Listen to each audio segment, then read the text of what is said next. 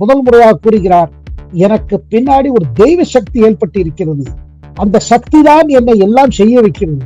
சம்பவம் நடக்கும் நேரத்தில் பார்த்தீங்கன்னா ராகுல் காந்தி அவையில் இருக்கிறார்கள். நார்மலி ராகுல் காந்தி அந்த நேரத்தில் இருக்க மாட்டார்.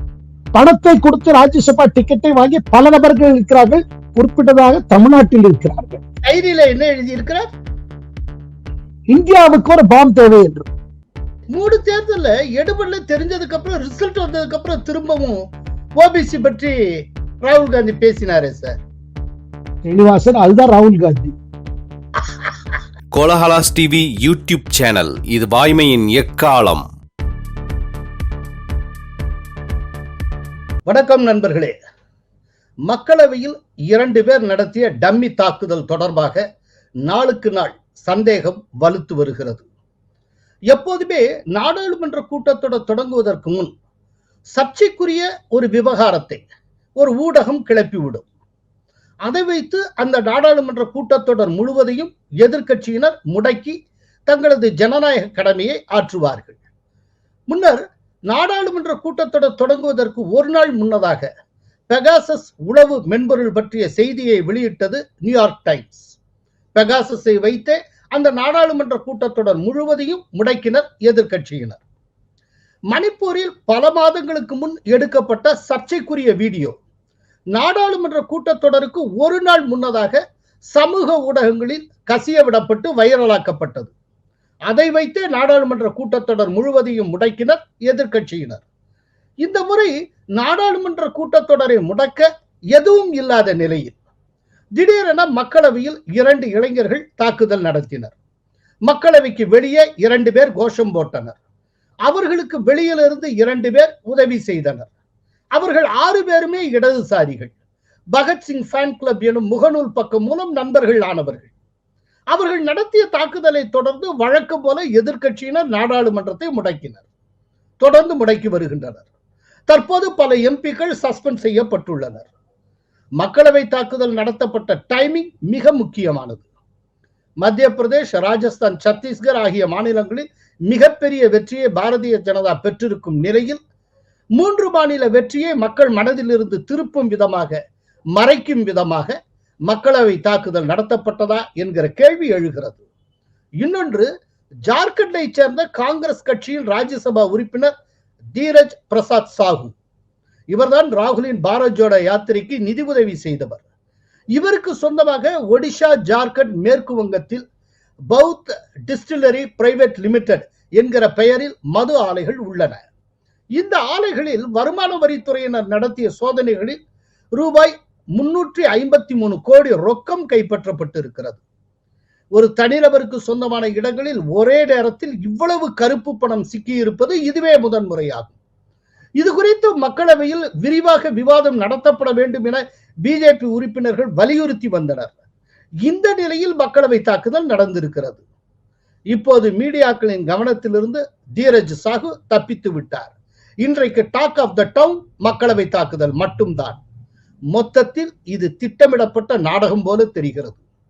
இந்த நிலையில் டைனிக் ஜாக்ரன் எனும் ஹிந்தி நாளேட்டுக்கு நேற்று மிக மிக முக்கியமான பேட்டியை வழங்கி இருக்கிறார் பிரதமர் மோடி. அதில் அதிரடியாக இதுவரை கூறாத பல விஷயங்களை கூறியிருக்கிறார். இவை அனைத்தும் குறித்து விவாதிக்க டெல்லியிலிருந்து காணொளி மூலம் விவாத அரங்கத்தில் பங்கேற்கிறார் மூத்த பத்திரிகையாளரும் சிறந்த அறிவுஜீவியுமான சேகர் ஐயர். வணக்கம் சேகர் ஐயர். வணக்கம். வணக்கம் ஸ்ரீனிவாசன் சார். எஸ், டைனிக் ஜாக்ரன்ல பிரதமர் மோடி மிக முக்கியமான ஒரு பேட்டியை தந்திருக்கிறார். அதுவும் இந்த மக்களவை தாக்குதல் நடந்திருக்கிற சூழ்நிலையில அவர் தந்திருக்கக்கூடிய பேட்டி. அப்படிங்கிறப்போ நிச்சயமா அது ஒரு அசாதாரணமான பேட்டியாகத்தான் இருக்கணும். அந்த பேட்டியில பிரதமர் மோடி என்ன சொல்லி இருக்கிறார்? முதல்ல அந்த புள்ளியில இருந்து ஆரம்பிப்போம், அப்புறம் மற்ற விஷயங்களை விவாதிக்கலாம். ஸ்ரீனிவாசன் சார், முதல் முறையாக பிரதமர் தன்னிடம் என்ன சக்தி செயல்பட்டுக் கொண்டிருக்கிறது என்று வெளிப்படையாக சொல்லியிருக்கிறார். அவர் கூறுகிறார், எதிர்கட்சிகளும் எதிர் சக்திகளும் தேசிய விரோத சக்திகளும் எனக்கு எதற்கு எவ்வளவு சதி போட்டுக் கொண்டிருந்தாலும் சரி, எனக்கு பின்னாடி இருக்கிறது ஒரு சக்தி. அதாவது அவர் கூறுவது 2 சக்தி என்கிறார். அந்த 2 சக்தி ஒரு சக்தியிலும் தான் வருகிறது. ஒன்று மக்களுடன் சக்தி. 140 கோடி மக்கள் என்னை முழுமையாக நம்புகிறார்கள். அதுதான் எனக்கு சக்தி. அவர் நம்பிக்கைக்கு நான் ஆளாயிருக்கிறேன். அவர் நம்பிக்கையை என்றுமே உடைக்க விட மாட்டேன். அவர்களின் அபிமானத்தையும் அவர்களுடைய அன்பில் தான் நான் செயல்பட்டுக் கொண்டிருக்கிறேன். அது எனக்கு பெரிய சக்தி. இரண்டாவது முதல் முறையாக கூறுகிறார், எனக்கு பின்னாடி ஒரு தெய்வ சக்தி ஏற்பட்டு இருக்கிறது. அந்த சக்தி தான் என்னை எல்லாம் செய்ய வைக்கிறது. அந்த சக்தி தான் தேசத்துக்காக திட்டத்தை கொண்டு வர வைக்கிறது. அந்த சக்தி தான் திட்டத்தை நிறைவேற்ற வைக்கிறது. அந்த சக்தி தான் என் மூலமாக இந்த நாட்டுக்கு பல காரியங்களை செய்யுது. அந்த சக்தி என் பின்னாடி இருக்கிறதுனால்தான் எனக்கு எதிர்த்து இருக்கிறவர்கள், எனக்கு தேசத்துக்கு எதிர்த்து இருக்கிறவர்கள் ஒன்றும் செய்ய முடியாமல் இருக்கிறார்கள். நான் பல கிரைசிஸை பார்த்து விட்டேன். நான் பிரதமர் ஆனதிலிருந்து எனக்கு பல சங்கடங்கள் ஏற்பட்டிருக்கு. எனக்கு எதிர்த்து பல போராட்டங்கள் நடக்கப்பட்டிருக்கு. எனக்கு எதிர்த்து பல சதிகள் ஏற்பட்டிருக்கு. ஆனால் தெய்வ சக்தி என்னை கைடு செய்கிறது. தெய்வ சக்தி என்னை பாதுகாப்புகிறது. என் மூலமாகவும் இந்த தேசத்தை பாதிக்கிறது. அந்த தெய்வ சக்தி தான் எனக்கு எல்லாமே என்று ஒரு வெளிப்படையாக முதல் முறையாக தெய்வ சக்தியை பற்றி சொல்லி இருக்கிறார். தெய்வ சக்தி, மக்கள் சக்தி, இந்த ரெண்டு சக்தி. இந்த ரெண்டு சக்திக்கும் காரணம் தெய்வ சக்தி. இதை நான் ஒரு இல்லாமல் கூறுகிறேன். அவர் எதுக்கு இதை சொல்கிறார்னா, அவரை கேள்வி கேட்கிறார்கள், நீங்கள் எல்லா இடத்துலயும் இப்படி ஜெயிச்சுட்டு வர்றீங்க, இந்த மத்திய பிரதேஷ், சத்தீஸ்கர் எப்படி ஜெயிச்சீங்க, எப்படி இது பண்ணீங்க, ரொம்ப கஷ்டமான இருந்த நிலைமையில இருந்து பிஜேபி அதை எப்படி ஓவர் கம் பண்ணீங்க, அதை தவிர்த்து நீங்க என்னெல்லாம் ப்ராமிஸ் பண்ணீங்களோ மக்களுக்கு அதெல்லாம் எப்படி செஞ்சீங்க, ஆர்டிகல் 370 நீங்க இது கொண்டு வந்தீங்க, அப்புறம் டிமானிட்டைசேஷன், அதுக்கு இப்ப அயோத்தியா ராம் மந்திர் ஜனவரி 22 திறக்கிறது. அவர் சொல்றாரு, இது எதுவுமே நான் ஒண்ணும் செய்யல, மக்களோட சக்தி என் மூலமாக செயல்படுகிறது, அது தெய்வ சக்தியின் காரணமா. அதனால அந்த தெய்வ சக்தியின் கூட இருக்கிறதால் தான் என்னால எதுவுமே செய்ய முடிகிறது, எதுவுமே சாதிக்க முடிகிறது. சாதிப்பது நான் இல்லை, சாதிப்பது மக்கள், மக்களின் இது. கூடவே அதுவும் சொல்லியிருக்கிறார், இந்த நார்த் சவுத், அதாவது இந்த இந்தியாவின் மக்கள் 2 வகையாக பிரிந்திருக்கிறார்கள் என்று, அதாவது தெற்கு, வடக்கு, கிழக்கு, மேற்கு, இந்த மாதிரி எல்லாம் எதிர்கட்சிகள் போடும் கணக்கு இது முழுமையான பொய். மக்கள் அந்த மாதிரி பிரியப்படவில்லை. மக்கள், இந்திய மக்கள் எல்லோரும் ஒன்றுதான். இது ஒரு பலூனை கிளப்பி விட்டார்கள். காரணம், அவர்களால் பிஜேபியை சமாளிக்க முடியவில்லை, பிஜேபியை எதிர்த்து ஜெயிக்க முடியவில்லை. தேர்தலில் தோல்வி அடைவதால இந்த மாதிரி பலூனை விடுகிறார்கள், மக்களை பிரிக்கிறார்கள். ஆனால் என் பின்னாடி எங்க இருக்கிற சக்தி, அதாவது மக்களின் அன்பு சக்தியும் மக்களின் விசுவாச சக்தியும், எனக்கு அருள் புரிய தெய்வ சக்தி எனக்கு நிச்சயமாக கட்டாயமாக இந்த தேசத்துக்காக சேவை செய்வதற்கு பல சந்தர்ப்பங்களை கொடுத்து கொண்டே இருக்கும் என்று சொல்லியிருக்கிறார். அது கூடவே அதையும் சொல்லியிருக்கிறார், பார்லிமெண்டில் நடந்த சம்பவம் மகா சீரியஸான சம்பவம், மகா பெரிய இந்த சம்பவம். ஆனால் அதை அரசியல் செய்யக்கூடாது, அதை வைத்துக் கொண்டு பாலிடிக்ஸ் செய்யக்கூடாது. அது பின்னணி என்று நாம் அதை தேடிக்கொண்டிருக்கிறோம். அந்த பின்னணி என்று நாம் எல்லோரும் தெரிந்து கொள்ள வேண்டியது. இது காரணம் என்ன, ஏன் செய்யப்படுகிறது, ஏன் இந்த மாதிரி தாக்குதல் நடக்கிறது, இதனால யாருக்கு லாபம் அடைகிறார்கள், ஏன் இவர்கள் இப்படி செய்கிறார்கள் என்று பயங்கரமா சொல்லியிருக்கிறார்கள். இந்த இன்டர்வியூ எப்ப வந்திருக்கு பாத்தீங்கன்னா, ஸ்ரீனிவாசன், நேற்றுக்கு ராகுல் காந்தி முதல் முறையாக அந்த பார்லிமெண்ட் பிரீச் சம்பத்தை பத்தி அவர் கூறியிருக்கிறார். என்ன கூறியிருக்கிறார்னா, இல்ல ஒரு பிரீச் ஆயிருக்கு, ஆனா அதோட பெரிய விஷயம் அவங்க எடுத்து சொன்ன இது வேலை இல்லாதது எடுத்து சொல்லியிருக்காங்க, அதுதான் முக்கியம்.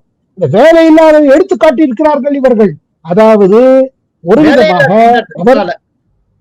அவர்கள் செய்தது ஏதோ இவருக்கு சரியா இருக்கிற மாதிரியும் இவருக்கு அது சாதகமா இருப்பது போல் கூறிவிட்டார்.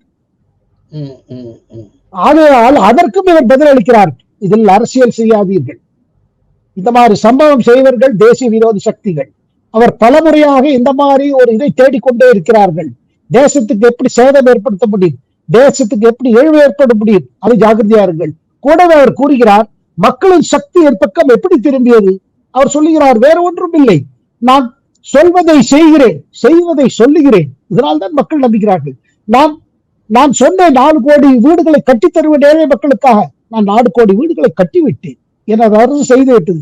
இப்போது கூறுகிறேன், அதுக்கு மேல 2 கோடி வீடு கட்டுவேன் என்று அதை மக்கள் நம்புகிறார்கள். ஆனால் எதிர்கட்சிகள் சொல்வது ஒன்று, செய்வது ஒன்று, இதை தரேன், அதை தரேன், எதை செய்யும். அவர் கூறுவதுகள் எல்லாம் தேர்தலில் ஜெயிப்பதற்காக செய்கிறார்கள், தேர்தலில் ஒரு ஸ்ட்ராட்டஜிக்காக பண்ணுகிறார்கள். அதை மக்கள் நம்புவதில்லை, மக்கள் எதிர்கட்சிகளை நம்புறதில்லை. அவர்கள் அவநம்பிக்கைக்கு ஆளாகிவிட்டார்கள். இதனால்தான் என் பேச்சுக்கு, என் கட்சியின் பேச்சிற்கு முழு நம்பிக்கை இருக்கிறது. அண்ட் எதுவுமே நடக்கிறது. இந்த நான் 10 ஆண்டில் புரிய அனைத்த சாதனைக்கு காரணம் மக்களின் நம்பிக்கை அண்ட் மக்கள் என் மேலே வைத்திருக்க விசுவாசம், நான் மக்களோட வைத்திருக்க விசுவாசம் என்று பெரிய இதுவா சொல்லியிருக்காரு. அவர் எல்லாத்தையும் கவர் பண்ணியிருக்காரு. இந்த அயோத்தியா டெம்பிள்ல இருந்து அவர் ஒரு கேள்வி கேட்கிறாங்க. ஏன் அதை சொல்ல வந்தார்னா, ஒரு கேள்வி தைனிக் ஜாகரன் தரப்புல இருந்து அசுதோஷ் ஜா என்கிறவர் இன்டர்வியூ செய்திருக்கிறார். அவர் கேட்கிறார், நீங்கள் 400 சீட்டு கிடைக்கணும் உங்க கட்சிக்காரர் சொல்லுகிறார்கள், இது சாதகமா? ஏன் இப்படி கூறுகிறார்கள்? பிஜேபிக்கு எத்தனையோ பிரச்சனை இருக்கிறது, நாட்டில் எத்தனையோ பிரச்சனை.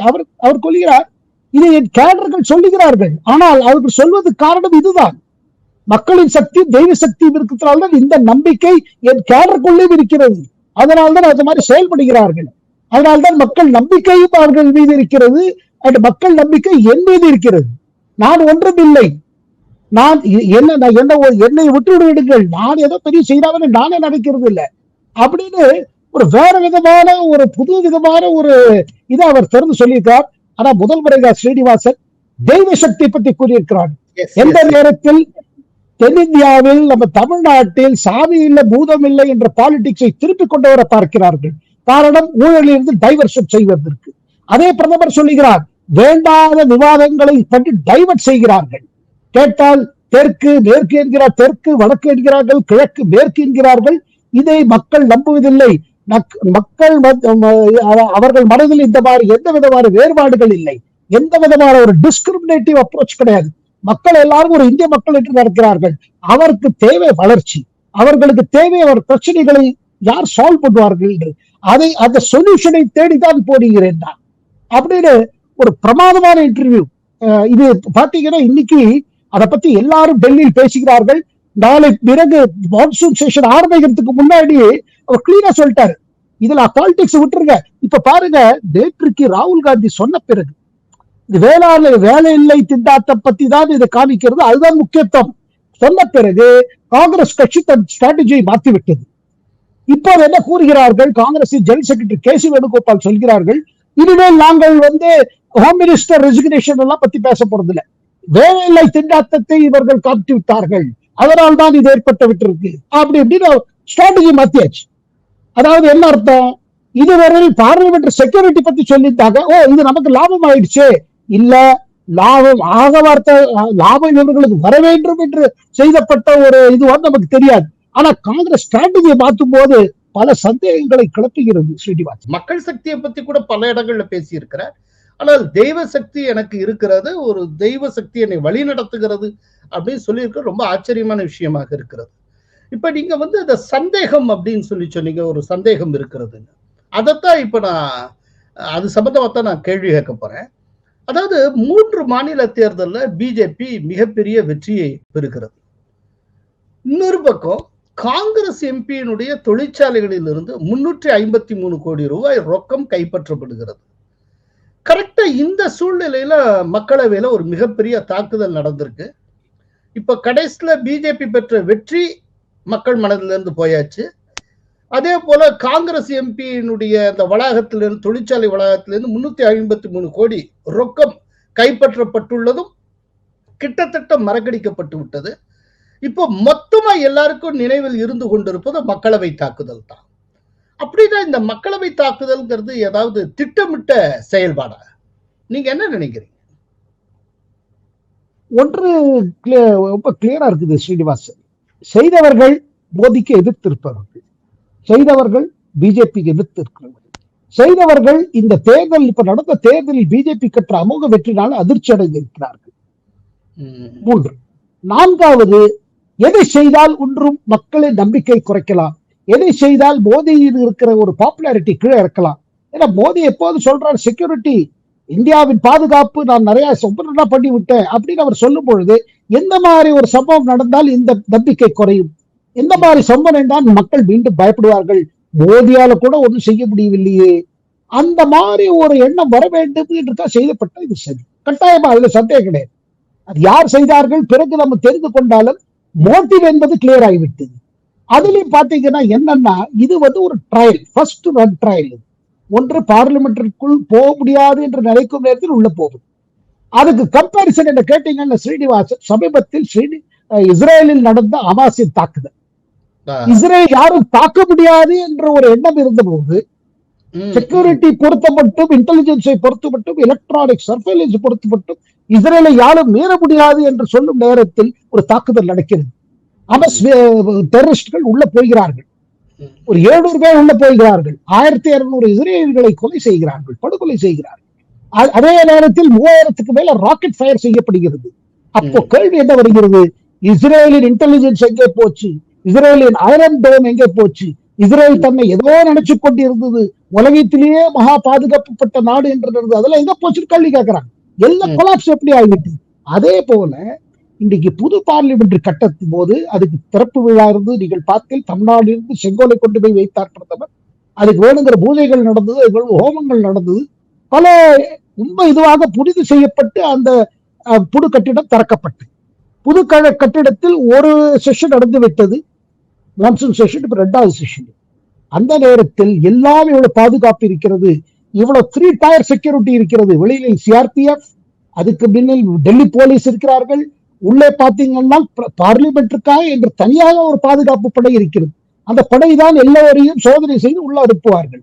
அப்படி இருக்கும் பொழுது 2 நபர்கள் உள்ளே வருகிறார்கள், தன் ஷூவில் மறைத்து வைத்திருந்த ஒரு கேனிஸ்டரில், அது பிளாஸ்டிக் கேனிஸ்டர், ஏனால் மெட்டல் டிடெக்டர்கள் அதை டிடெக்ட் பண்ண முடியாது என்று, அதை வைத்து 10 அடி உயரத்தில் என்று குதிக்கிறார்கள். 10 அடி உயரத்தில் குதிப்பது சாதாரண விஷயம் இல்லை ஸ்ரீனிவாசன். குதித்த பிறகு உள்ளே தாவி தாவி போகிறார்கள், கங்காரு போல தாவிகிறார்கள். நீங்கள் ஆஸ்திரேலியாவில் கங்காரு பார்த்திருப்பீர்கள். உங்களுக்கும் எனக்கும் படிக்கட்டி இறங்கும் போதோ ஏறும் போதோ ஒரு படி மிஸ் ஆச்சுன்னா எவ்வளவு சுலுக்கிதோ, எங்க போய் விழுவோம். இவர்கள் என்றால் 10 அடி மேல இளைஞர்கள், ஆனால் எல்லாரும் இளைஞர்கள் 10-11 அடி குதிக்க முடியுமா? குதித்து காலில் ஒன்னாகாம இருக்குமா? இந்த மாதிரி ட்ரைனிங் யாருக்கு கிடைக்கிறது? 10 அடி உயருக்கு சிஆர்பிஎஃப் கமாண்டர்ஸ்க்கு கிடைக்கிறது, நம்ம கருப்பு பூனைக்கு கிடைக்கிறது, பிரைம் மினிஸ்டரோட செக்யூரிட்டியில் இருக்கிறவர்களுக்கு இந்த மாதிரி ட்ரைனிங் உண்டு. குதிக்க முடியும், தாவ முடியும், எல்லாம் செய்ய முடியும், ஒரு பில்டிங்ல இன்னொரு பில்டிங்க்கு தாவ முடியும், எல்லாம் செய்ய முடியும். அந்த மாதிரி ட்ரைனிங் இப்ப யாருக்கு கொடுக்கறாங்க? தீவிரவாதிகளுக்கு கிடைக்கிறது. மோவாதிகள் காட்டில் தங்கள் இளைஞர்களை இந்த மாதிரி ட்ரெயின் செய்கிறார்கள். மோயிஸ்ட் ட்ரைனிங் இதெல்லாம் உண்டு, மோயிஸ்ட் ட்ரைனிங் இது உண்டு. அதை தவிர்த்து இப்ப மோயிஸ்டுகள் காடை விட்டு விட்டு நகருக்குள் வந்து விட்டார்கள். இந்த பலமுறையாக இன்டெலிஜென்ஸ் பியூரோ கூறிக்கொண்டிருக்கால் அர்பன் நக்சல்ஸ், அதாவது இனிமேல் அவர்களுக்கு கிராமப்புறத்தில் வேட்டை பலமா நடந்து கொண்டிருக்கிறது. இந்த மாநிலங்கள் ஜார்க்கண்ட், ஒடிசா, தெலுங்கானா, ஆந்திர பிரதேஷ், சத்தீஸ்கர், இந்த 5 மாநிலங்களிலும் கோஆர்டினேட்டடாக ஹோம் மினிஸ்ட்ரி ஒரு ஆபரேஷன் நடந்து கொண்டிருக்கிறார்கள். இதுல எல்லா போலீஸ் டிஜிபி இருக்கிறார்கள், இன்டெலிஜென்ஸ் கொடுக்கப்படுகிறது, ஏர்போர்ஸ் மூலம் அவங்களுக்கு ஹெலிகாப்டர் தரப்பட்டிருக்கு. எங்கேயாவது ஏதாவது தாக்குதல் ஏற்பட்டால் உடனடியாக யாரோ காயமடைந்த ராணுவ வீரர்களை உடனடியாக அங்கேயிருந்து ஹாஸ்பிட்டல் எடுத்து செல்வதற்கு பல விதத்தில் நீங்க பார்த்தீங்கன்னா இந்த 10 ஆண்டு காலத்தில் ஒரு பெரிய கோஆர்டினேட்டட் ஆக்ஷன் நடந்து கொண்டிருக்கிறது. ஆனால் திருப்பி நமது இன்டெலிஜென்ஸ் பியூரோ சொல்வது என்ன என்றால், இப்போது இவர்கள் சென்ட்ரல் சிட்டிஸ்குள்ள வருகிறார்கள், நகரப்புறத்தில் வருகிறார்கள், ஜாகிரதையாயிருங்கள். அந்த மாதிரி ஏதோ ஒரு மாதிரி இருக்கிறது.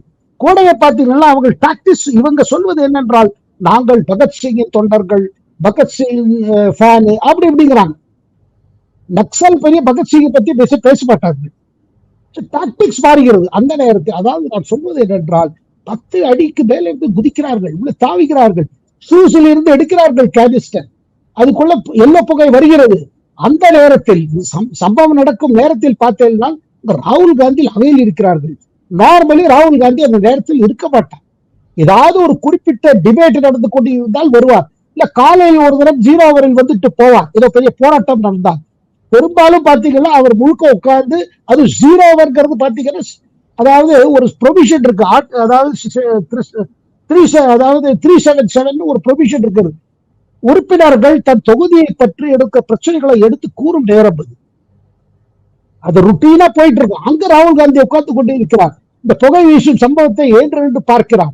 அதுக்கு பிறகு காங்கிரஸ் எம்பிக்களுக்குள் ஆவேசம், நீங்கள் ராகுல் காந்தி அவையில் இருந்தார்கள், அவரை தாக்குதல் செய்வதற்காக நடத்தப்பட்ட இது ஒரு சதி, இவ்வளவு தூரம் வந்து விட்டார்கள், கவர்மெண்ட் ஃபெயில் ஆகிவிட்டது, அவருக்கு ஏதாவது இருந்தால் என்ன, எங்க எம்பிஸ்கா இருந்தால் என்ன. ஆனால் எம்பிஸே பல எம்பிஸ்கள் செய்துதான் இந்த நபர்களை பிடித்து செக்யூரிட்டியிடம் கொடுக்கிறார்கள். ராகுல் காந்தி அதை பார்த்து கொண்டு இருந்தார். அவரும் நல்ல ஃபிட் பர்சன் தான் ராகுல் காந்தி. இப்ப கொஸ்டின் எங்க வருதுன்னா, இவ்வளவு பெரிய ஒரு சம்பவம் நடக்கிறது. நீங்க கூறுவது போல, நீங்கள் ஆரம்பத்தில் கூறுவது போல எந்த சம்பவத்திலிருந்து டைவர்ஷன் ஆகுது? பிஜேபியின் அமோக வெற்றி, காங்கிரசின் படுதோல்வி, 3 மாதத்தில் ஏற்பட்ட தோல்வி பாருங்க, கேடரை அதிர்ச்சியில் விட்டு விட்டது. என்னது இப்படி ஆயிடுச்சு, நம்ம எப்படி ஃபேஸ் பண்ண போறோம்? காங்கிரஸ் கேடருக்குள்ள பாத்தீங்கன்னா ரொம்ப ஷாக்கா இருக்கு அந்த சம்பவம். அதுக்கு பிறகு நீங்கள் கூறினது போல இந்த ஜார்க்கண்ட் காங்கிரஸ் எம்பி 350 கோடி மேல இருக்கிறது. கேட்டால் இன்று அவர் கூறுகிறார், இதை ஏதாவது தொழில் நிறுவனங்களுக்காக செலவு செய்ய வேண்டும். என்னை நான் ஒரு கேள்வி கேட்கிறேன் ஸ்ரீனிவாசன், நீங்களும் நானும் 20,000க்கு மேல கேஷ் டீல் பண்ண முடியாது, கொடுக்கவும் முடியாது, வாங்கவும் முடியாது. ஏதோ இருந்தாலும் அக்கௌண்டில் போட வேண்டும், ஜிபே மூலமா பண்ண வேண்டும், இல்ல யூபிஐ மூலமா டிரான்ஸ்பர் பண்ண வேண்டும்.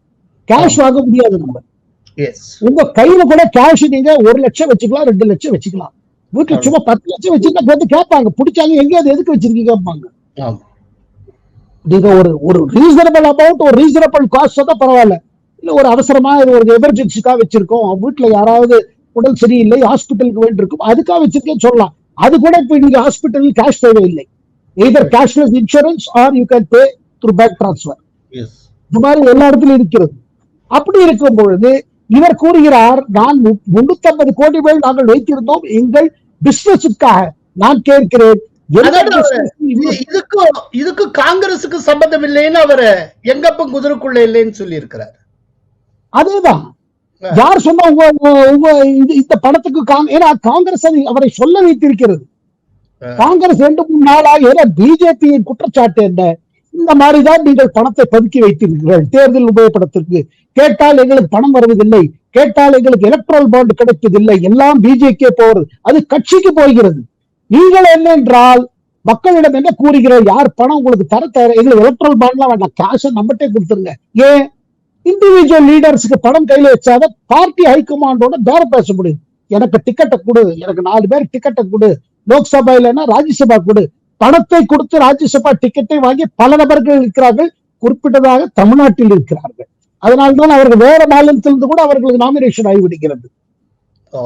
அந்த நாமினேஷன் முடிந்த பிறகுதான் தமிழ்நாட்டுக்கே வருகிறார்கள். அவர்கள் பேரை சொல்ல விரும்பவில்லை. நான் என்ன சொல்றேன்னா, கட்சியிலே பாருங்க, டிக்கெட் கொடுக்கறதுக்கு பணம், டிக்கெட் வாங்கறதுக்கு பணம், இது ஒரு இதுவாகி போயிடுச்சு காங்கிரஸ்ல. அதனால்தான் இனி காங்கிரஸோட நிலைமை என்னன்னா, கட்சியை எதுவுமே படம் இல்லாமல் நடக்குது. ஆனா அதே நேரத்துல மக்களவைக்குள்ள புகுந்து தாக்குதல் நடத்தின 2 பேரும் பிஜேபியினுடைய மைசூர் எம்பியின் மூலமாக என்ட்ரி பாஸ் பெற்று இருக்கிறார்கள். இப்ப இதன் மூலமா ஏதோ இந்த சதிக்கு பின்னால் பிஜேபி இருப்பது போன்ற ஒரு தோற்றத்தை உருவாக்க எதிர்கட்சிகள் முயற்சி செய்கின்றன. பொதுவா ஒரு எம்பி வந்து என்ட்ரி பாஸ் ஓகே பண்ணி கொடுக்கிறாருன்னா என்னென்ன செக் பண்ணுவார்? அவர் கேரக்டர் வெரிஃபிகேஷன்ல இருந்து இன்வெஸ்டிகேஷன் வரைக்கும் எல்லாத்தையும் நடத்திட்டு தான் அவர் ஓகே பண்ணுவாரா? என்ட்ரி பாஸ் கொடுப்பாரா? இல்லாட்டி பொதுவா என்ட்ரி பாஸ் கொடுக்கணும் என்ன நடைமுறை?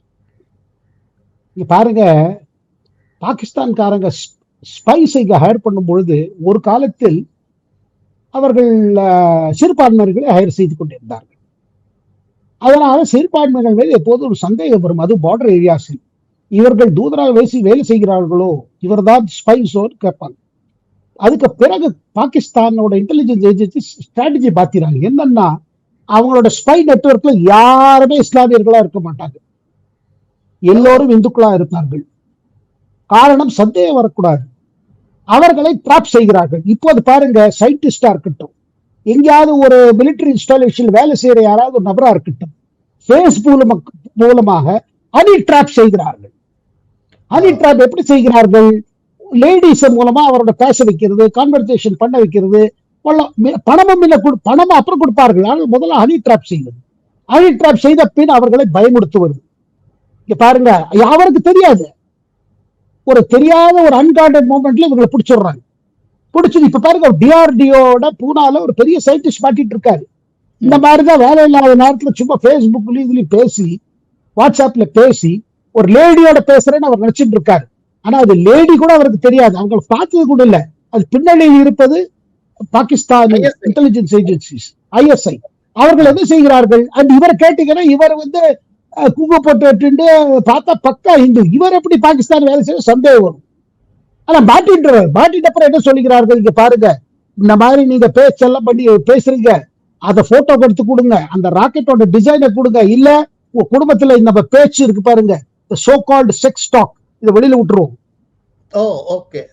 இந்த மாதிரி அதாவது ஹனி டிராப் சொல்வார்கள், அதாவது தேன் மூலமாக பிடிப்பது.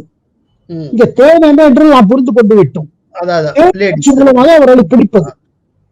அதே மாதிரி எனக்கு என்ன தோணுகிறது என்றால், வேற ஏதாவது எதிர்கட்சிகள் எம்பி கிட்ட அப்ரோச் பண்ணி பாச வாங்கி இருந்தால் சந்தேகம் யார் பக்கம் திரும்பும்? எதிர்கட்சிகளுக்கு பிரச்சனையா இருக்கும். அதை எதிர்கட்சிக்காரங்களே சொல்கிறார்கள், நாங்கள் யாராவது இந்த மாதிரி பாஸ் கொடுத்தா எங்களை விட்டுருப்பீங்களா, எங்களை ஆன்டி நேஷனல் கொண்டிருப்பீங்க, எங்க மேல ஆக்ஷன் எடுத்திருப்பீங்க, எங்கள் அவையில இருந்து நீக்கி இருப்பீங்க, அப்படியே சொல்றாங்க. அண்ட் பிரதாப் சிம்மா பொருத்தப்பட்டு பாருங்க, இப்ப என்னன்னா நான் ஒரு சிஸ்டம் சொல்லிடுறேங்க, எந்த மெம்பர் ஆஃப் பார்லிமெண்ட்டுக்கு அவ்வளவு நேரம் இல்ல ஒரு யாருக்கு பாஸ் கொடுக்கறது, தன் தொகுதியில் வருவர்களை ஹேண்டில் பண்ணுவது அவர்களை பிஏக்கள் ஹேண்டில் பண்ணுவார்கள். அவர்கள் பாசி கேட்பார்கள், சில சமயம் கொடுப்பார்கள், ஒரு தடவை கொடுத்து. ஆனால் இப்ப புது கட்டிடம் வந்த பிறகு தொகுதியில் பல எம்பிக்களின் தொகுதியில் இருந்து மக்கள் வருகிறார்கள், அது இளைஞர் வருகிறார்கள், புது கட்டடத்தை பார்க்க வேண்டும், எப்படி செய்யப்பட்டிருக்கு, இது ஒரு பெரிய ஹிஸ்டாரிக், இது நாங்கள் போக வேண்டும், புகைப்படம் எடுக்க வேண்டும், ஒரு வெளியில இருந்து செல்ஃபி எடுக்க வேண்டும், ஒரு பாசை கொடுங்கிறார்கள். அந்த மாதிரி சில பேர் தொந்தரவு பண்ணிட்டே இருக்காங்க. இந்த பர்டிகுலர் கேஸ்ல மனோரஞ்சன் தேவராஜ கவுடா, இவர் மைசூரை சார்ந்தவர், இவர் தகப்பனார் தேவராஜ கவுடா நம்ம பிரதாப் சிம்மாக்கு தெரிந்தவர், இவருக்காக வேலையும் செய்திருக்கிறார், கூடிய இது உண்டு. அவர் தொடர்ந்து கேட்கிறார், ஜனவரியிலிருந்து கேட்கிறார், அவர் பாஸ் தரவில்லை. பிறகு பட்ஜெட் செஷன் போது ஒரு தடவை பாஸ் கொடுக்கப்படுகிறது, அதுல ஒரு தடவை ரெக்கி பண்ணிட்டு போயிடுறாங்க, திருப்பி தொந்தரவு பண்றாங்க, இந்த மழை காலம் தொடரும் போது கொடுங்க, இவர் கொடுக்கல.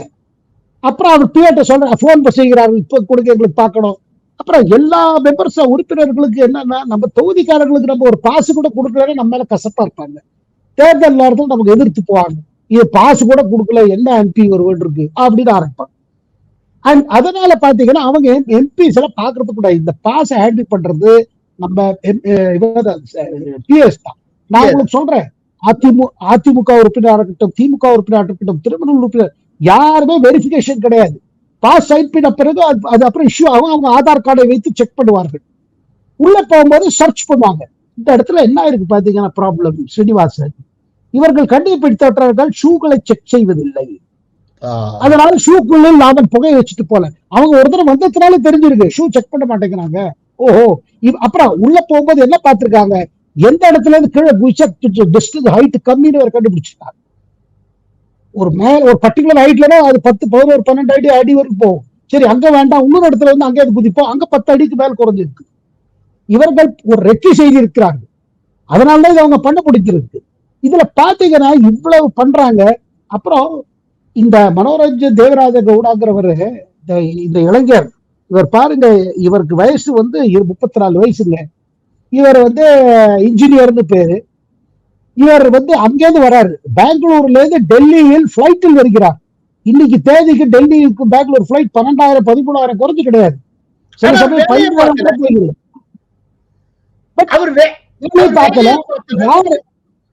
அதே மாதிரி மற்றவர்கள் பேரும் பாருங்க, உடுத்தர் அமோல் தன்ராஜ் ஷிண்டேங்கிறவர் 25 வயது இளைஞர், லாட்டூரில் இருந்து, அவர் எப்படி இங்க வர்றாரு? அதுக்கப்புறம் சாகர் சர்மாங்கிறவர் லக்னோவை சார்ந்தவர், லக்னோவில் ஆட்டோ விடுவதாக கூறுகிறார். இந்த மாதிரி லாட்டூர்ல இருந்து ஒருத்தர், நம்ம மைசூர்ல இருந்து ஒருத்தர், ஹிசாரில் அந்த பெண்மணி அவங்க அவங்க பாருங்க கரெக்டா எம்பில் உறுதிப்படுத்தி இருக்கிறார்கள், அவருக்கு வேலை வாய்ப்பு கிடைக்கவில்லை. பாருங்க, இவ்வளவு படிச்சிருக்கீங்க, வேலை செய்யாம ஏதாவது பண்ணிட்டு இருப்பீங்க, இந்த வேலையை செய்வீங்க. பல போராட்டத்தில் இவர் கலந்து கொண்டிருக்கிறார், அது விவசாய போராட்டம், வேற ஏதாவது போராட்டத்தில் கலந்து. அப்ப அதாவது உங்க மைண்ட் செட்ல என்னன்னா ஒரு ஆன்டி எஸ்டாப்ளிஷ்மென்ட். இப்ப மோயிஸ்ட் அப்புறம் இடதுசாரி ரேடிக்கல் எலிமெண்ட்ஸ் எல்லாம் பாத்தீங்கன்னா அவங்களோட அப்ரோச் என்னன்னா, நாட்டுல குழப்பம் வரணும், நாட்டுல ஒரு கலர்ச்சி வரணும், அப்படி வந்தாதான் ஒரு பெரிய ரெவல்யூஷன் வரும். அது அவங்களோட தியரி, மாயிஸ்ட் தியரி அதுதான். இந்த தேசிய அரசியல் சட்டம் சரியில்லை, இந்த தேசிய அரசு சட்டம் படி அமைக்கப்பட்ட இன்ஸ்டிடியூஷன்ஸ், பார்லிமெண்டா இருக்கட்டும், கவர்மெண்ட் ஆஃப் இந்தியாவா இருக்கட்டும், கோர்ட்டா இருக்கட்டும், எதுவும் சரியில்லை, இதை உடைத்து போட வேண்டும் என்றுதான் அவர்களின் இது. இதனால்தான் நமக்கு பிரச்சனை, இதனால்தான் வேலையாளை திண்டான், இந்த மாதிரி தியரி அவங்க வச்சிருக்காங்க, பிரெயின் வாஷ் பண்றாங்க.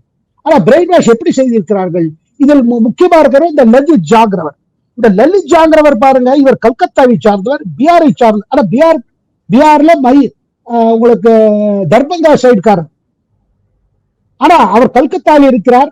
அங்க இருக்கும் இடத்தில் நல்ல பேர், பசங்களுக்கு சொல்லி கொடுப்பாரு, டியூஷன் பண்ணுவாரு, டீச்சரா இருப்பாரு. ஆனா அவரோட சீக்ரெட் சைடு பாத்தீங்கன்னா தன் டைரியில் எழுதியிருக்கிறார், இந்தியாவுக்கு பாம் தேவை. எதுக்கு தேவை? இது எல்லாத்தையும் உடைக்கி போடுவதற்கு. இந்த ஒரு அதாவது இது நடந்து டிக்டேட்டர்ஷிப் நடந்து கொண்டு இருக்கு. இந்த செட்டப் சரி, இதெல்லாம் பாத்தீங்கன்னா மார்க்சிஸ்ட், அதாவது மாவோயிஸ்ட். இது டைரியில என்ன எழுதி இருக்கிறார்? இந்தியாவுக்கு ஒரு பாம் தேவை என்று. அது இந்தியாவுக்கு பாம் தேவை என்று எழுதியிருக்கிறார். அது இந்தியாவுக்கு பாம் தேவை என்று. எதற்கு பாம் தேவை என்றால் அவர் சொல்லுகிறார், India needs a bomb today to raise a strong voice against tyranny, injustice and anarchy. அதாவது பாம வச்சுதான் நாம் இருந்து போராட முடியும். அதாவது மாவோயிஸ்டோட ஒரிஜினல் இது என்னன்னா, power comes from the barrel of the gun. துப்பாக்கியின் மூலமாக தான் நமக்கு சக்தி வருகிறது, அதிகாரம். அதான் மாவோயிஸ்டோட ஒரிஜினல் கான்செப்ட். அது சைனாவின் கம்யூனிஸ்ட் பார்ட்டி தலைவர் சேர்மன் மோ சே துங் சொன்னது.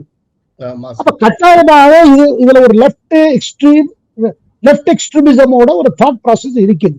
ஆனால் இவர்கள் பாருங்க, இவர்களுக்காக இவர்கள் தில்லியில் வருகிறார்கள், ஒரு மாதம் தில்லியில் தங்குகிறார்கள், ரெக்கி செய்கிறார்கள். அவர் தங்குவதற்காக அவருக்கு ஒரு வீடு கொடுக்கப்படுகிறது, அந்த வீட்டில் இருக்கிறார்கள். அவர்களை ஹெல்ப் செய்தவரை பிடித்திருக்கிறார்கள். அதை தவிர்த்து சம்பவம் நடந்த பிறகு எல்லாருடைய மொபைல் எடுத்துட்டு இவர் ஓடிடுறாரு. லலித் ஜாங்கிறவர், அதாவது மொபைல் இருந்தா வம்பு வருங்கிறவர் எடுத்துட்டு 5 மொபைல் எடுத்துட்டு ஓடிட்டார். உள்ள 2 பேரோட மொபைல், வெளியில புகையை திருப்பி விட்டவங்க 2 பேரு, தன்னோட மொபைல் 5 மொபைல் எடுத்துட்டு ஓடிடுறாரு. ஏன்னா மொபைல் கிடைச்சா போலீஸ் நம்மள்ட்ட டீடைல்ஸ் எடுத்துறாரு. ஆனா அங்க போய் ராஜஸ்தான்ல நவ்கார் என்ற இடத்தில் இவர் சொல்கிறார், எனக்கு மகேஷ்கிறவர் தான் ஹோட்டலில் வைத்தார், பிறகு நான் டிவியை பார்த்தேன், போலீஸ் எங்களுக்காக வேட்டையாடுகிறது கண்டேன், அதனால மொபைலை கொளுத்து விட்டேன் இருக்கிறார். இன்று டெல்லி போலீஸோட special cell, Delhi police special cell பாத்தீங்கன்னா போலீஸ் இதுலயே ரொம்ப, அதாவது பயங்கர போலீஸ்காரங்க இருக்கா பாருங்க, யாரையும் பயப்பட மாட்டாங்க, எடுத்தா சுடு. அந்த மாதிரி ஒரு செல் தான் டெல்லி போலீஸ் ஸ்பெஷல்ங்கிறது. இது ஆன்டி கேங்ஸ்டர், ஆன்டி டெரரிஸ்ட், இந்த மாதிரி கேங்காக எதிர்த்து வேலை செய்யும் டெல்லி போலீஸ் செல். என்ன கேட்டீங்கன்னா முதல்ல சுட்டுட்டு தான் அப்புறம் கேள்வி கேட்கிற மாதிரி டைப் அது. அதை வைத்திருக்கிறார்கள் டெல்லியை பாதுகாப்பு, இந்த கேங்ஸ்களை எதிர்த்து வேலை செய்யறது. அவர்களோட பட்ஜெட் பார்த்தீங்கன்னா எல்லா விதமான இதுவும் இருக்கு. அவர்கள் நினைத்தால் எங்க வேணாலும் போய் இறங்கலாம். அண்ட் அவர்கள் யாரும் யூனிஃபார்ம் போட மாட்டார்கள். நம்ம நீ கேட்டீங்கன்னா வீரப்பனை வேட்டையாடும் போது நம்ம தமிழ்நாடு போலீஸ் ஒரு ஸ்பெஷல் இருந்து பாருங்க பிரான்ச், அதுக்கு பிறகு நமது கியூ பிரான்ச் என்று இருக்கிறது பாருங்க தமிழ்நாட்டில். அதை விட நீங்க பல மடங்கு பாத்தீங்கன்னா ரொம்ப அங்க இருக்கிறது, அவங்க செலக்ட் பண்ற போலீஸ்காரங்க பாருங்க ஃபியர்ஸ் டைப், அதாவது பயப்பட மாட்டாங்க, அண்ட் பயமுடுத்த பயப்பட மாட்டாங்க. அதாவது பாதுகாப்பு ஏதாவது ஒரு பர்டிகுலர் ப்ராஜெக்ட் கொடுத்தீங்கன்னா டப்பு அவங்க வெஹிக்கிள்ஸ் எல்லாம் பிரைவேட் வெஹிக்கிள்ஸ், அந்த நம்பர் கூட சரியா யார் வந்தாங்களோ தெரியாது.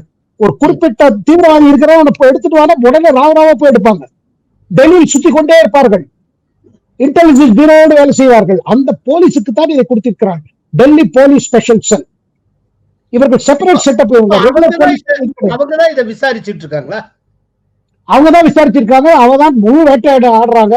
கூடவே மற்ற இன்டெலிஜென்ஸ் பியூரோ இருக்கிறது, RAW பியூரோ. இதுலதான் ஃபாரின் ஆங்கிள் இருக்காது. ஏன்னா பணம் இல்லாமல் இந்த காரியம் நடக்கவில்லை. பிளைட் டிக்கெட்டு, போறது, தங்குறது, நல்ல ஹோட்டல் இருப்பது, ஒரு மாசம் ஒரு 4-5 பேர் சாப்பிடுறது கொள்றது, இதுக்கெல்லாம் காசு வேணுங்கல்ல. தொடர்ந்த பல தகவல்கள் வரும் ஸ்ரீனிவாசன். இது அதாவது இப்போதைக்கு பாத்தீங்கன்னா டெல்லி போலீஸ் ஒன்றும் சொல்ல விரும்பவில்லை.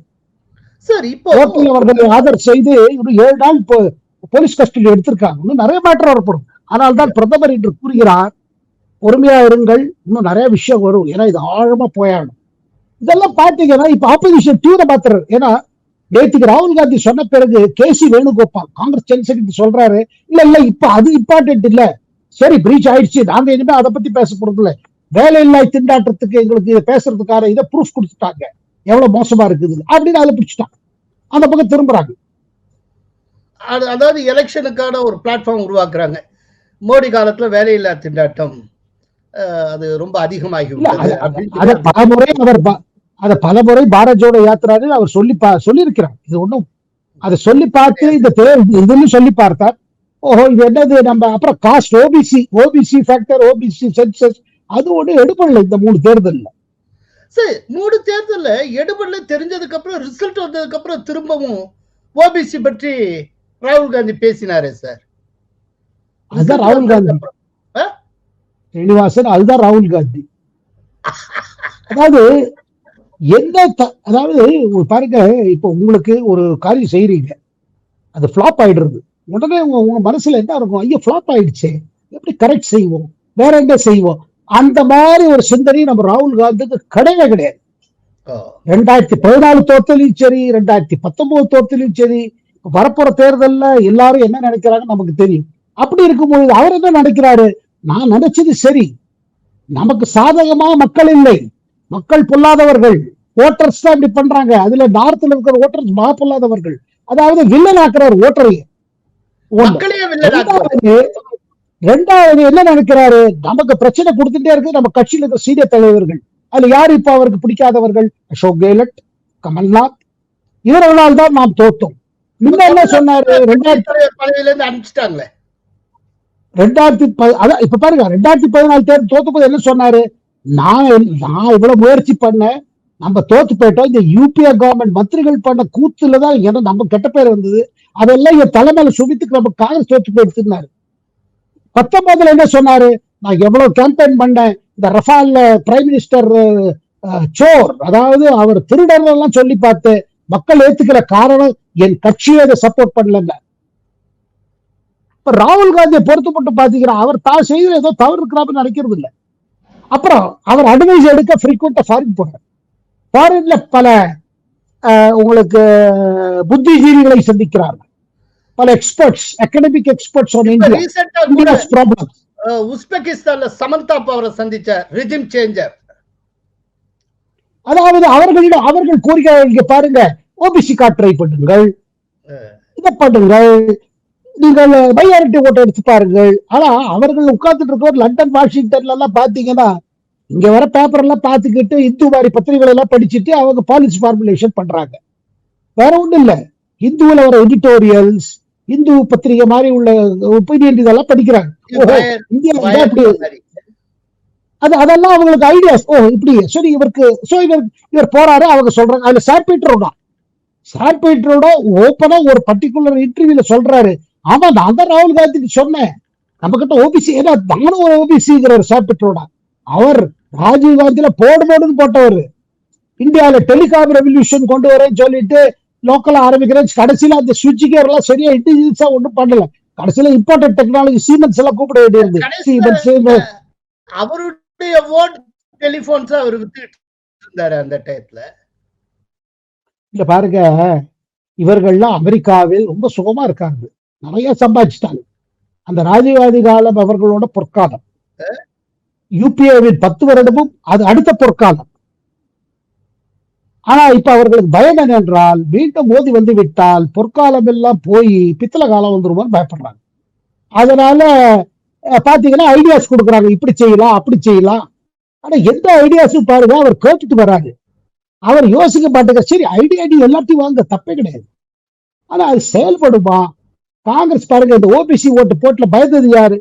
பிஜேபி பயப்படல, ஏன்னா அவங்களுக்கு ஓபிசி அது மண்டல் வந்ததுல பார்ட்டிக்குள்ள இன்டர்னலைஸ் ஆயிடுச்சு.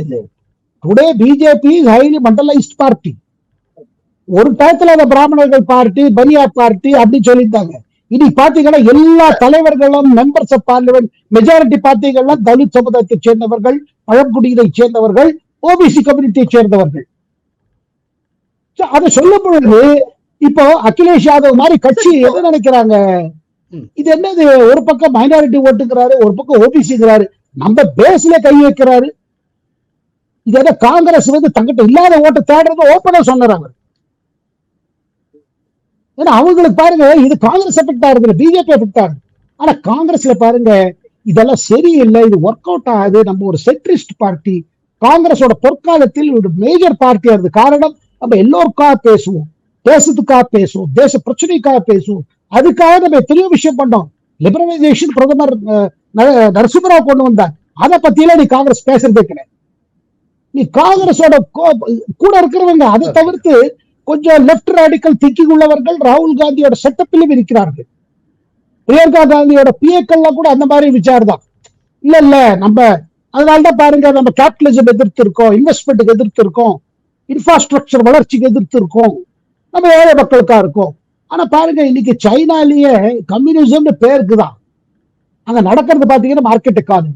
வியட்நாம் அது கம்யூனிஸ்ட் கண்ட்ரி தான், அங்க என்ன நடக்குது? அங்கே மார்க்கெட் எக்கானமி, ஆட்சி கம்யூனிஸ்ட் கட்சி, எக்கானமி மார்க்கெட் எக்கானமி, அதாவது இன்வெஸ்ட்மெண்ட், அதனால உங்களுக்கு மார்க்கெட், அதனால வேலை வாய்ப்பு, அதனால இளைஞர்களுக்கு புது புது ட்ரைனிங், growth ஸ்டோரி எங்க பார்த்தாலும் பாத்தீங்கன்னா இந்த லெப்டிஸ்ட் ஐடியாலஜில ஒர்க் ஆன ஒரு இடம் கிடையாது. பேருக்கு லெப்ட். வெனிசுவேலா லெப்ட் எல்லாம் வந்தாங்க, என்னாச்சு? அதெல்லாம் எல்லா இடத்துலயும் நீங்க பாத்தீங்கன்னா லெப்ட் ஐடியாஸ் எல்லாம் பாருங்க, பேப்பர்ல நல்லா இருக்குது, ஹிந்து எடிட்டோரியல்ல நல்லா இருக்குது, ஆர்டிகிள்ஸ்ல நல்லா இருக்குது. ஆனா செயல்முறை வரும் பொழுது நீங்கள் வளர்ச்சி வேண்டும் என்றால் உங்களுக்கு இன்வெஸ்ட்மெண்ட் தேவை. இன்வெஸ்ட்மெண்ட் தேவைக்கு அதுக்கு ஒரு சூழ்நிலை வேண்டும். ஏன்னா யார் இன்வெஸ்ட் பண்றாங்களோ அவங்க ரிட்டர்ன் பாக்குறாங்க. அந்த அந்த மாதிரி அரசும் இந்த தனியார் நிறுவனங்களும் சேர்ந்து செஞ்சால்தான் நம்ம எக்கானமி வளரும். இதுதான் பிரைம் மினிஸ்டரோட திட்டம். அரசு தரப்பிலிருந்து ஒரு 100 லட்சம் கோடி நம்ம இன்ஃப்ராஸ்ட்ரக்சர் டெவலப்மெண்ட் என்னன்னா, அது பண்ணும்போது யாராவது இண்டஸ்ட்ரீஸ்க்கு ஒரு ஆக்டிவிட்டி ஆரம்பிச்சிடுது. அப்படிதான் கோவிடுக்கு பிறகு பாத்தீங்கன்னா பல தொழில் இதுக்கு அமைப்புகளுக்கு, பல செட்டப்புக்கு புது புது பேக்கேஜ் மூலமாக ரிவைவ் ஆகிருக்கிறது. அதனால்தான் இன்று பாருங்கள், தேர்தல் ரிசல்ட் வந்த உடனே சென்செக்ஸ் பிச்சுன்னு போகுது. ஏன்? இன்வெஸ்டர்ஸ் கான்பிடன்ஸ் வந்து இருக்கிறது. வரப்போறும் காலங்கள் இந்தியாவின் நல்காலம். ஏன்னால் மோடி வீட்டு பிரதமராக வரப்போகிறார். இன்னைக்கு அரசியல் ரொம்ப மாறி போயிடுது. இந்த மாதிரி மேட்டர்ல அவருக்கு இப்ப ரகுராம் ராஜன் பாருங்க, ரகுராம் ராஜன் பாரத் ஜோடோ யாத்ரா, அவர் முன்னாள் ஆர்பிஐ கவர்னர், மோடி பீரியட்லயும் இருந்தாரு, மோடி எதிர்த்து இருந்தாரு, ஆனா ஆர்பிஐ கவர்னரா தொடர்ந்தாரு. மோடி நாத்தவில்லை அவரை. அவர் பாரத் ஜோடோ டைம் முடிஞ்ச பிறகு இப்ப திட்டம் திட்டுறாரு. இப்ப ராகுல் காந்தி கிட்ட போய் ஐடியா கொடுத்தாரு, இப்படி பண்ணலாம் அப்படி பண்ணலாம், பாரத் ஜோடோ யாத்ரா பண்ணாரு. அவர் சொன்னாரு 5% மேல நம்ம ஜிடிபி க்ரோ பண்ணாது. இப்ப பார்த்தா 7 தாண்டி இருக்கு சொல்றாங்க இந்த குவார்டர்ல. அதுக்கு எல்லாரும் கேட்கும் போது அவர் சொல்றது இல்ல, என்ன பண்றது? அப்புறம் இந்த பணம் பிடிப்பட்டது பாட்டுங்க, இந்த பணம் பிடிப்பட்ட போது நம்ம ராஜ்தீப் சர்தேசாய் கேட்கிறாரு. நம்ம ராஜீவ் சர்தேசாய்க்கு மோதியை கண்டா பிடிக்காது, காங்கிரஸ் மேல அபார்ந்த பாசம். அவர் கேட்கிறாரு, என்னங்க ரகுராம் ராஜன் நீங்களே சொல்லுங்க, எதிர்கட்சிகளோட பணம் எல்லாம் பிடிபடுறது, டிஎம்கே பணம் எல்லாம் பிடிபடுறது, அமைச்சர்கள் மீது நடவடிக்கை எடுக்கிறது, காங்கிரஸ் இந்த மாதிரி ஆகிறது, இந்த ஜார்க்கண்ட்காரர் மாட்டிட்டாரு, ஒரு வருத்தத்துடன் கேட்கிறார். அப்ப கேட்கும்போது பதில் என்ன சொல்லுகிறார் ரகுராம் ராஜன்? என்ன சொல்லுகிறார் என்றால், அவர் சொல்றாரு, என்ன பண்றது, லெவல் பிளேயிங் ஃபீல்டு இல்ல காங்கிரஸுக்கு, என்ன செய்வது? அப்ப அதாவது இந்த மாதிரி பணத்தை வச்சு தேர்தல் ஜெயிப்பது ஏதோ ஒரு ஆர்பிஐ கவர்னர் சொல்ற விஷயமா? அது தன்னை எக்ஸ்பர்ட்ஸ் சொல்லிப்பாங்க, தன்னை மீடியா அனாலிசிஸ் பண்றாங்க, டேட்டா பண்றவங்க, செபாலஜிஸ்ட் இருக்காங்க. ஸ்ரீனிவாசர் ஜாகிரதையா இருங்க, கூட ஆரம்பிச்சிருவாங்க. இல்ல அதெல்லாம் ஒண்ணும் ஆகுது, 3 தேர்தல் ஜெயிச்சா என்ன, 2003 அந்த மாதிரி ஆச்சு, ஜெயிச்சாங்க. 2004 கோவிந்த் ஆயிட்டார், வாஜ்பேயி கோவிந்த் ஆனாரு, மோடி என்ன அப்படி. அதாவது எங்கேயாவது யாரும் நினைக்க கூடாது Congress over, Congress for ever அப்படின்னு நினைக்கிறாங்க. ஆனா காங்கிரஸ் கட்சி மீண்டும் ஆட்சி வருவதற்கு என்னெல்லாம் தேவையோ, என்னென்ன தேவை? 3 விஷயம் தேவை ஸ்ரீனிவாசன். நம்ம யாரும் இல்ல அட்வைஸ் கொடுக்க, என்ன ஒன்று நல்ல லீடர்ஷிப் இருக்கணும், 2வது ஒரு பாலிசி கிளாரிட்டி இருக்கணும், 3வது உங்க கேடர் ஆர்கனைசேஷன் ரீவெட்டலைஸ் ஆகணும். இந்த 3 விஷயத்துக்கு கடந்த 10 ஆண்டு காலத்துல என்ன முயற்சி ஏற்பட்டிருக்கு காங்கிரஸ்? அந்த பிரதமர் சொல்லுகிறார், மக்களோட நம்பிக்கை அது எனக்கு ஒரு சக்தி, 2வது ஆண்டவனின் அருள், ஆண்டவரை கிருப்பையின் மேலே எடுத்துக்கொண்டு மழை மாதிரி பெஞ்சிட்டு இருக்கு, அதனால்தான் என்னால சாதிக்க முடியும். இது நான் இல்லை, இது ஆண்டவர் செய்கிறார், ஈஸ்வர சங்கல்பம் என்று கூறுகிறார். சார், இது என்னுடைய நிறைவான கேள்வி சார். இதுக்கு மத்தியில ராகுல் காந்தி மீண்டும், அதாவது எப்படின்னா வேதாளம் முருங்கை மரம் ஏறின மாதிரி, இப்ப யூபிக்கே அவர் பாரத் ஜோடோ யாத்திரை நடத்த போகிறார். இந்த மாசம் 20ஆம் தேதி பாரத் ஜோடோ யாத்திரை தொடங்கும் என்று சொல்லுகிறார்கள். ஜனவரி 1st வீக் வரைக்கும் தொடரும் என்று சொல்லுகிறார்கள். மொத்தம் ஒரு 11 மாவட்டத்தில் இருக்கக்கூடிய 15 தொகுதிகளை குறிவைத்து அவங்க போறாங்க. 11 மாவட்டங்கள்ல 7 மாவட்டங்கள் முஸ்லிம்கள் அதிகம் இருக்கக்கூடிய மாவட்டங்கள். குறிப்பா மொராதாபாத், பெரேலி, பிஜ்னோர், சஹரன்பூர், முசாஃபர் நகர், அம்ரோஹா, ராம்பூர் இந்த மாவட்டங்களுக்கெல்லாம் ராகுல் காந்தி போகிறார். ரொம்ப வெளிப்படையாகவே தெரிகிறது முஸ்லிம் ஓட்டர்ஸை குறிவைத்து அவர் பாரத் ஜோடோ யாத்திரை போகிறார் அப்படின்னு. இப்போ இந்த உண்மையில இப்ப என் கேள்வி என்னன்னா, இந்த பாரத் ஜோடோ யாத்திரையுடைய நோக்கம் இல்லாட்டி அதனுடைய டார்கெட் அகிலேஷ் யாதவா பிஜேபியா? அதாவது நம்ம காங்கிரஸுக்கு ரிவைவ் பண்ண வேண்டியதுனா நமக்கு முஸ்லிம் ஓட்ஸ் தேவை. கர்நாடகாவில் ஜெயித்தோம், அதே மாதிரிதான் தெலங்கானாவில் பாத்தீங்கன்னா கேசிஆரோட கட்சிக்கு பல இடத்தில் தோல்வி. நான் கேள்விப்படுது என்னென்றால் 39 தொகுதிகளில் இஸ்லாமியர் ஓட்டு ஒரு பெரிய ஃபேக்டரா இருந்தது. அதுல 29 தொகுதியில் பாத்தீங்கன்னா அதுல காங்கிரஸுக்கு லாபம் கிடைச்சு. அதாவது கர்நாடகாவில் முழு வந்ததுனால ஜேடிஎஸ் காலி ஆயிடுச்சு, ஜனதா தள் செக்குலர் காட்சி. இந்த மாதிரி இங்கே பண்ணுவோம். ஏன்னா நமக்கு வேணுங்கிறது என்ன, ஓபிசி பிளஸ் மைனாரிட்டிஸ். இந்த ஃபார்முலால நம்ம போவோம், மத்த ஓட்டை பத்தி இல்ல. அப்புறம் ரெண்டாவது, இந்த பாரத் ஜோடோ யாத்திரா முதலில் அதாவது கன்னியாகுமரியிலிருந்து காஷ்மீரில் நடந்தது ஃபர்ஸ்ட் பார்ட், 6 கிலோமீட்டர் மேல போனார்ல. அடுத்தது தோங்குவதா இருந்தது நம்ம துவாரகாவில இருந்து, குஜராத்தில் இருந்து அருணாச்சல் வரையில் போவதா இருந்தது. அதாவது ஃப்ரம் வெஸ்ட் டு ஈஸ்ட், மேற்கில் இருந்து கிழக்கு. ஆனா திக்விஜய் சிங் போல தலைவர்கள் யார் போன பாரத் ஜோடோ யாத்திரால ஹேண்டில் பண்ணாங்க, சொன்னாங்க இது நம்மளால முடியாது, இது எக்கச்சக்க பணம் செலவாருது. ஏன்னா இந்த பாரத் ஜோடோ யாத்திரா முதல்ல நிறைய செலவு வச்சிருக்காங்க. அதோட அந்த செலவை தாங்கின்றதுல நபர்கள், அதுல டி.கே. சிவகுமார் கர்நாடகாவின் துணை முதல்வர், நிறைய அந்தந்த மாநிலங்கள் போகும்பொழுது அந்த காங்கிரஸ் கமிட்டி இவங்க காசு இல்லைன்னு கை தூக்கிடுவாங்க. உடனே ராகுல் போன் கூட டிகேஸுக்கு, பாருங்க இவர் கூட போற ஒரு 500 பேர்களுக்கு நல்ல வசதி, நல்ல ஹோட்டல்ல தங்க வைக்கிறது, நல்ல சாப்பாடு கொடுக்கறது, பழம் இதெல்லாம் மற்ற திராட்சை ரசம் இதெல்லாம் கொடுத்துக்கிட்டு அவங்கள நல்லா உடம்ப பிரமாதமா பண்ணி அவங்க நடந்திருக்காங்க. எக்கச்சக்க செலவு ஆன பிறகு பாத்தீங்கன்னா அடுத்த யாத்திரைன்னு ஆரம்பிச்ச போது காங்கிரஸ்காரெல்லாம் கை கூப்பிட்டாங்க, இப்ப எங்களால முடியாதுங்க அப்படின்ட்டாங்க. அதனால அதை டிராப் பண்ணிட்டாங்க. இந்த அலையன்ஸ் பார்ட்டிஸ்குள்ள சந்தேகம் வந்துட்டே இருக்கு, திருப்பி நம்ம இதுலயே கைய வைக்கிறாங்களே. இப்ப பாருங்க 19ஆம் தேதி டிசம்பர் 19 இது கூப்பிடப்பட்டிருக்கு, நம்ம ஒரு அலையன்ஸ் மீட்டிங், இந்திய அலையன்ஸ் மீட்டிங் கூப்பிட்டுருக்காங்க. இந்த அலையன்ஸ்ல என்ன கூறுகிறார்கள், கருகேதான் இல்ல, முதல்ல கூப்பிட்ட மீட்டிங் யாரும் வரமாட்டேன்ட்டாங்க. இந்த தேர்தலோட ஷாக்கு தாங்காம நான் பிஸியா இருக்கேன், எனக்கு உடம்பு சரியால, இந்த 2-3 முதல்வர் அப்படியே மாத்திட்டாங்க. இப்ப கூட அந்த ஷாக்ல இருந்து வெளில வந்தாரோ இல்லையா, அரவிந்த் கெஜ்ரிவால் ஒரு விபாசனாக்கு போறாரு அவர். இதுக்கு பிறகு நம்ம ராகுல் காந்தியும் இந்த 19ஆம் தேதி முடிந்த பிறகு அவரும் கொஞ்சம் வெளியில ஆடு போவார், கொஞ்சம் பேர் ரெஸ்ட் எடுத்துட்டு வருவார். இப்போ 21ஆம் தேதி இது இருக்குதுங்க, சிடபிள்யூசி இருக்குது, காங்கிரஸ் ஒர்க்கிங் கமிட்டி. 19ஆம் தேதி ஆப்போசிஷன் அலையன்ஸ் மீட்டிங். இதுல ஒரு ஃபார்முலா எப்படியாவது முடிவு பண்ணிடலாம். மக்கள் கேட்டுட்டே இருப்பாங்க, ஒண்ணுமே பண்ணாம என்ன பண்ணிட்டு இருக்கேன்னு. சோ இதெல்லாம் பல விஷயங்கள் நடந்துட்டு இருக்கு, மோதியை எதிர்த்து, பிஜேபி எதிர்த்து. ஆனா கூடவே காங்கிரஸ் கட்சிக்குள்ள பாத்தீங்கன்னா அந்த கான்பிடன்ஸ் இல்லைங்க. என்ன செய்தா என்ன, அவங்க என்ன எதிர்பார்க்கறாங்க, இந்த தேர்தல் பேர்ல கொஞ்சம் காசு கீசு வந்ததுன்னா என்ன, நம்மள ஃபியூச்சரை பார்த்துப்போம், அப்புறம் கட்சினா அப்படி யோசிக்கிறாங்க. சார் இதுல இப்போ இடையில இந்த தேர்தலுக்கு முன்னால 3 மாநில தேர்தலுக்கு முன்னாலாம் ராகுல் காந்தி ஓபிசின்னு சொல்லி கொண்டிருந்தார். அதுக்கப்புறம் இப்போ கிளியரா முஸ்லிம்ஸ் அதிகமாக இருக்கக்கூடிய மாவட்டங்களை நோக்கி யூபியில அவர் பயணம் பண்ண இருக்கிறார். இந்த 2 தான் அங்க இருக்கக்கூடிய சமாஜ்வாதி பார்ட்டியினுடைய ஓட் பேங்க். ஓபிசி அங்க இருக்கக்கூடிய யாதவ்ஸும் அதே போல முஸ்லிம்ஸ். கரெக்டா சமாஜ்வாதி பார்ட்டியுடைய ஓட் பேங்க்லயே அவர் கை வைக்கிற மாதிரி ராகுல் காந்தி போகிறாரு. அப்படிங்கிறப்போ எதிர்காலத்துல இந்த இண்டி கூட்டணியில சமாஜ்வாதி பார்ட்டி இருக்குமா, வாய்ப்பு இருக்கா? இல்லங்க, சீட் பாருங்க, சீட்டை வச்சு ஆல்ரெடி மத்திய பிரதேஷ்ல 6 இடம் கொடுக்கலன்னு சொல்லி கசப்பா இருக்காரு. ஆமா, அதுக்கப்புறம் இவங்க இல்ல பண்ணலாம். அதாவது இப்ப என்னன்னா அட்லீஸ்ட் யூபியில 80 சீட் இருக்குது.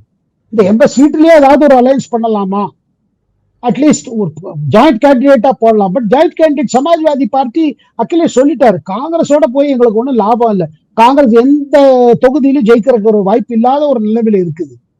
ஒண்ணு செய்யவில்லை. அங்க பிரியங்கா பாருங்க, உத்தரப்பிரதேச எலெக்ஷன்ல என்னவோ பண்ணாங்க, சட்டப்பேரவை சொன்னாங்க. அதாவது அவங்க ஒரு ஸ்லோகன் கொடுத்தாங்க, மே லட்கியும் மே லட் சக்தியும், நான் ஒரு பெண்மணி அதனால் போராட முடியும் என்று. அதுல அது எதிர்கட்சிகளும் மற்றவங்க எல்லாம் என்ன சொன்னாங்க, அது ஒரு கிண்டலா சொன்னாங்க, மே லட்கியும் மே லட் சக்தியும் லக்கின் மே காங்கிரஸும் மே ஜீத் நஹீ சக்தி. நான் ஒரு பெண்மணி, என்னால் போராட முடியும், ஆனால் நான் காங்கிரஸை சார்ந்தவர், என்னால் ஜெயிக்க முடியாது. அப்படின்னு நான் சேர்த்து போகணும். Okay okay okay. கடைசியில பிரியங்கா காந்தி இன்சார்ஜா போட்டுமே அந்த யூபி சட்டப்பேரவை தேர்தலில் காங்கிரஸ் 2 எம்எல்ஏக்களை தான் பெற்றது. அது ஸ்கோர் பண்ணது 2% ஓட்டை தான். எல்லாருக்கும் டெபாசிட் போச்சுங்க. எல்லாருமே எல்லாம் டெபாசிட் போயிடுச்சு. அப்படிங்கிறப்போ இப்போ இது அகிலேஷ் யாதவுக்கு ரொம்ப எரிச்சலை உருவாக்கதா இந்த பாரத் ஜோடோ யாத்திரை? கட்டாயமா இல்ல, அதனால தான் நான் கேட்கிறேன். அப்படின்னா அகிலேஷ் யாதவ் இந்திய கூட்டணி விட்டு வெளியில வர்றதுக்கு வாய்ப்பு இருக்கா? இத்தனை இரிட்டேஷன் தொடர்றதுக்கு என்ன நியாயம் இருக்கு? என்ன இல்ல, அதுல இன்னொரு பிரச்சனை இருக்கு. என்னன்னா, இப்போ நீங்க ரொம்ப கோஆபரேட் பண்ணல வச்சுக்கோங்க காங்கிரஸோட. அவங்க கட்சிகளுக்கு, ரீஜனல் கட்சிக்கு ஒரு பயம் வருது, நம்மளை விட்டு சிறுபான்மையர் ஓட்டு போயிடுமான்னு ஒரு பயம் வர ஆரம்பிச்சிருக்கு. இந்த பயம் மாயாவதிக்கு இருக்குது, சாரி மம்தாக்கு இருக்குது. மம்தா பானர்ஜி என்ன நினைக்கிறாங்க, நம்ம இப்ப பாருங்க, மௌவா மைத்ரா கண்டா பிடிக்காது மம்தாக்கு. ஆனா எல்லார் கட்சிகளும் சப்போர்ட் பண்ண பிறகு, ராகுல் சப்போர்ட் பண்ண பிறகு, சரி நமக்கு அங்க 30% மைனாரிட்டி ஓட்ஸ் இருக்குது, அவங்க சந்தேகப்படுவாங்களோ, நம்ம பிஜேபியோட இருக்கோமோ, மோதிக்கு கொஞ்சம் சீக்கிரட்டா ஏதோ இருக்கு, அந்த மாதிரி ஒரு இது கிளம்பிடுச்சுன்னா நம்ம அஃபெக்ட் ஆயிடுவோம் சொல்லி ஃபோர்ஸ் டு சப்போர்ட். அதே மாதிரி இவர் ஒரு போராட்டம் ஆரம்பிச்சு பெரும்பாலும் மைனாரிட்டி சப்போர்ட் வராம இருந்து வச்சுக்கோங்க, அகிலேஷ் யாதவும் கொஞ்சம் பயப்படுவாரு. ஒருவேளை நம்மளும் சந்தேகப்படுவாங்களா, நம்ம ஓட்டர் பேஸ் நம்ம கூட இருக்காங்க. ஏன்னா இஸ்லாமியர் ஓட்டு பாருங்க, கேர்ஃபுல் ஓட்டு, பார்த்து ஓட்டு போடுவாங்க எல்லா இடத்துலயுமே. யார் பிஜேபி தோக்கடிக்குமோ அவங்களுக்கு தான் அந்த ஓட்டை கொடுப்பாங்க, அதுக்கு ரொம்ப செலக்டடா பண்ணுவாங்க. அதனால அகிலேஷ் பண்ணாங்க. அதனால பாருங்க, கொஞ்சம் ஒரு பயம் இருந்துட்டே இருக்கும். அகிலேஷ் யாதவுக்கு பிடிக்காது இவர் செய்வது. அந்த சேம் நேரம் முதல்ல இருந்தே வேண்டாங்கண்டாலும் சொல்ல முடியாது, சொன்னாலும் சந்தேகம் வந்துருமோன்னு பயம் இருக்கும். ஓகே. சோ சேகர் ஐயா, நிறைய கேள்விகள், நிறைய விஷயங்களை அலசியிருக்கோம். மிக சிறப்பாக உங்களுடைய இன்புட்ஸ் எங்களுக்கு தந்திருக்கீங்க. மிக்க நன்றி சேகர் ஐயா.